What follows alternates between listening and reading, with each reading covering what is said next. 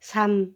조시마 장로의 담화와 설교 중에서 러시아의 수도사가 갖는 의의와 그 가능성. 경애하는 동료 여러분, 수도사란 대체 무엇인가? 오늘날 문명사회에 있어서는 이 수도사란 말은 냉소의 의미로 발음되고 있을 뿐더러 개중에는 욕설의 뜻으로 사용하고 있는 자들까지 있다. 그리고 이러한 멸시는 점점 더 심해져 가고 있다. 슬픈 일이지만 그야 물론 수도사 중에는 무의 도식을 일삼는 게으름뱅이, 육신에 봉사하려는 자와 방탕한 자와 오만불손한 무례한들이 많이 섞여 있는 것도 사실이다. 교육을 받은 일반 사회의 사람들은 이러한 사실을 지적하며 다음과 같이 말하고 있다. 너희들은 게으름뱅이고 사회에 무익한 기생충이며 남의 노고로 살아가는 파렴치한 거지들이다. 그러나 수도사 중에도 겸허하고 온순한 사람들이 많아서 그들은 고독과 정적 속에서 열렬한 기도를 드리기를 갈망하고 있다. 세상 사람들은 흔히 이런 수도사들에게는 주의를 기울이지 않고 전혀 묵살하는 태도를 취하고 있다고 해도 과언은 아니다. 그러므로 만약 내가 이처럼 고독한 기도를 갈망하는 겸허한 수도사들 중에서 다시 한번 러시아의 구원자가 나타난다고 하면 그들은 얼마나 놀랄 것인가. 진실로 그러한 수도사들은 정적 속에 들어앉아 이 한 시간, 이 하루, 이 한 달, 이 한 해를 하는 식으로 자기를 단련하고 있는 것이다. 아직도 그들은 고독 속에 파묻혀 먼 옛날의 선조, 사도와 순교자들로부터 물려받은 그리스도의 빛나는 모습을 하느님의 진리 그대로 순수하게 보존하면서 때가 오면 이 속세의 비뚤어진 진리 앞에 그 모습을 제시하려 하고 있다. 이것은 참으로 위대한 사상이다. 이 별은 동쪽 하늘에서 솟아오를 것이다.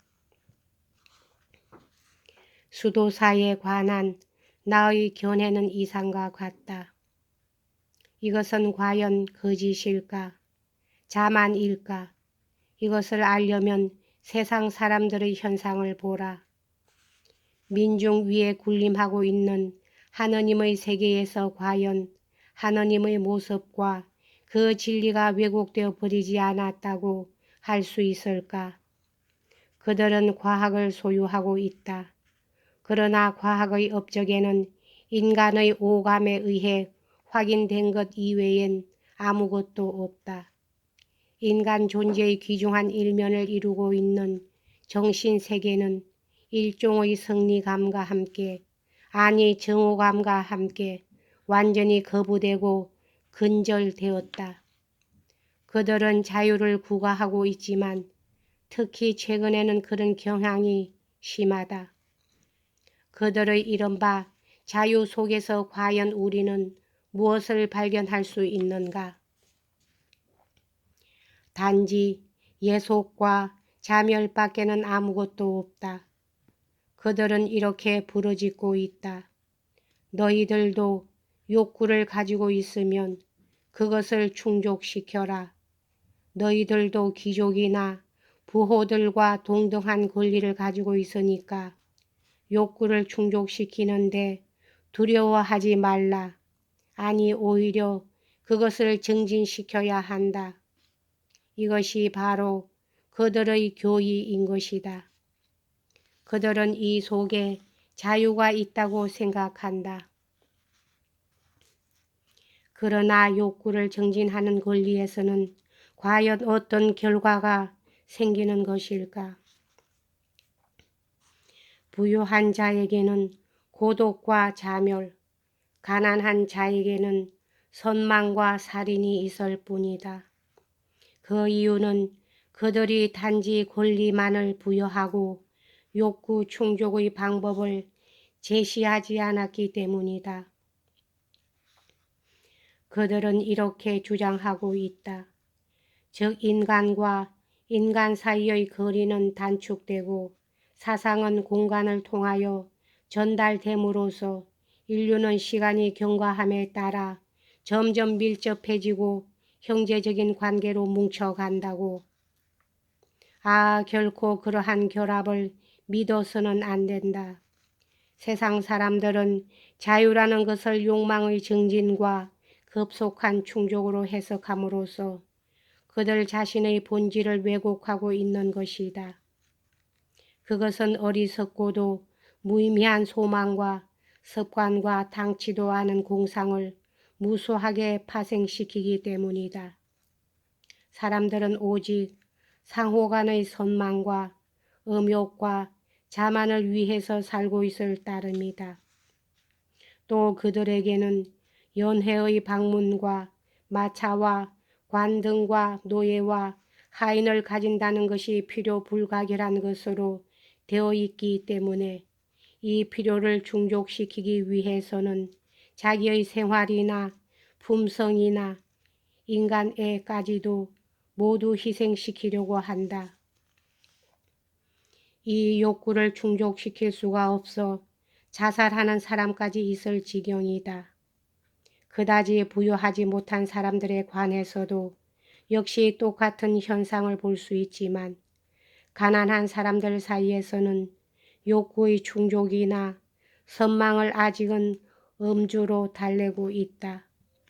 그러나 머지않아 그들은 술 대신으로 피를 마시게 될 것이다. 그렇게 되고 말 수밖에는 없지 않은가.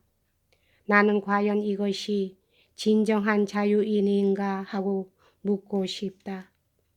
나는 사상을 위한 투사 한 사람을 알고 있는데 그가 나에게 말한 바에 의하면 그가 감옥에서 끼연의 자유를 박탈당했을 때 담배가 너무도 피우고 싶어 고통을 받은 나머지 담배만 얻을 수 있다면 자기의 이상을 팔아먹어도 좋다고까지 생각했었다고 한다.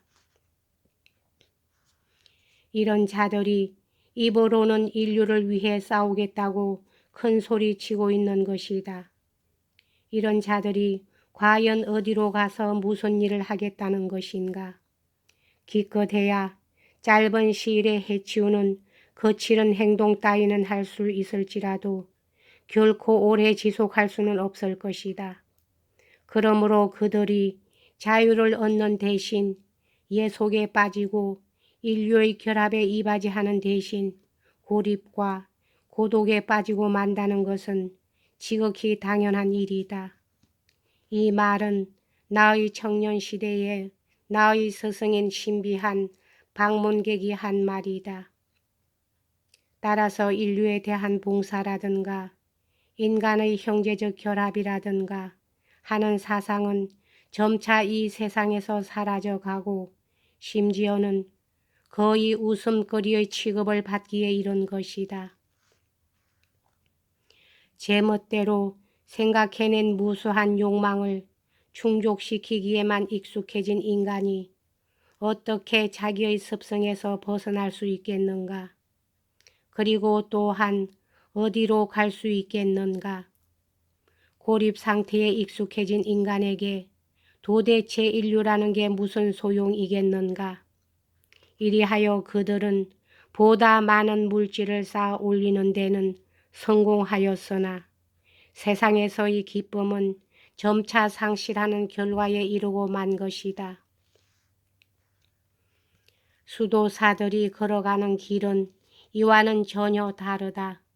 사람들은 복종과 단식, 나아가서는 기도까지도 조소하지만 오직 그러한 것들 속에만 참다운 자유에 도달할 수 있는 길이 간직되어 있는 것이다. 우리들은 쓸데없는 욕망을 버리고 자존심에서 우러난 교만한 자기 의지를 복종으로 억제하면서 하느님의 도움을 빌어 정신의 자유를 얻고 더불어 정신적인 환희를 획득하는 것이다. 과연 어느 편이 위대한 사상을 선양하고 그에 봉사할 가능성을 가지고 있는 것일까? 고독 속에 빠져있는 부자인가? 아니면 물질과 습성의 포악으로부터 벗어난 자인가? 수도사는 흔히 그의 은둔 생활로 하여 비난을 받는다. 너는 너 자신만의 구원을 위하여 수도원 담장 속에 은둔하여 인류에 대한 동포애적 봉사를 잊고 있지 않느냐. 그러나 과연 어느 쪽이 동포애적인 사랑을 위해 노력하고 있는가는 곧 알 수 있게 될 것이다. 왜냐하면 비록 그들은 모르고 있으나 고독 속에 빠져 있는 것은 우리들이 아니라 그들 자신이기 때문이다. 옛날부터 우리 수도사들 중에서는 민중의 지도자들이 많이 배출되었다. 그런데 지금이라고 해서 그런 사람이 나타나지 않으리라는 법은 없지 않은가.